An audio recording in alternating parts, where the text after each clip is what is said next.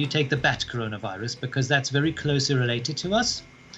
And if you apply that, you find out that a location in the network, which we've called type A, is the original type that would have infected humans. And then it would mutated and change into a type B. This type B was then the first genome to be picked up in Wuhan when the disease became apparent. And so researchers might be forgiven for thinking at the time that B is the original type, but actually it's not. It's type A, which in Wuhan is only a minority type, but B has become the majority type during the outbreak. And that is mutated further into C. Now, the C type is not found in the early phase of the outbreak in China, in mainland China. It is found outside. For example, it's well represented in Singapore. We have 40 genomes sequenced by laboratories here, which is not a great deal, but it's better than nothing. For Italy, we have 5 or 6. For Germany, we have 5 or 6. Netherlands has done 100. The Americans, 300. So the research effort is very different from country to country.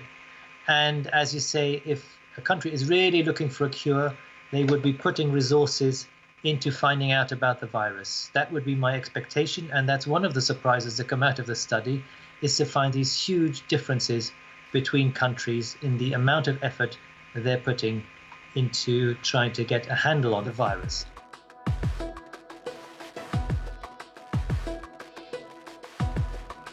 I think that's the next step now on this basis, to investigate whether different virus variants have different clinical presentations. It by no means needs to be the case. And as I've mentioned, we have only few samples from key areas such as Italy and Germany so far.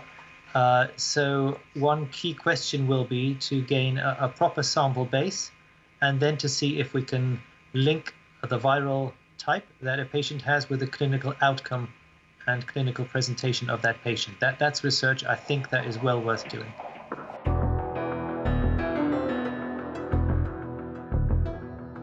The immune system recognizes the virus you're infected with and tries to find a challenge to it in order to clear the body of this infection.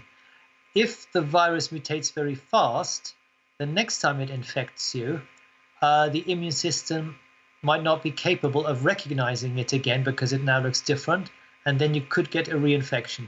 That is a theoretical possibility. It does happen, for example, with our annual influenza waves, that the virus mutates fast, and therefore your immune system has to constantly find a new way of fighting the virus. And the faster the mutation rate is, in general, I suppose the more likely that is to happen.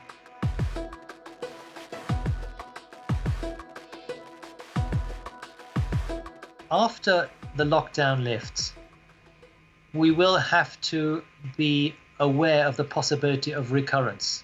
There will be occasional sporadic reoccurrences of infection, and it will then start all over again. We have to identify who that person was in contact with, who possibly was the source of the infection, then put that infection or that source under quarantine, and that will require tracing the virus type. So not in every case will we find out for certain where the infection came from, and that is where this kind of phylogenetic analysis will help.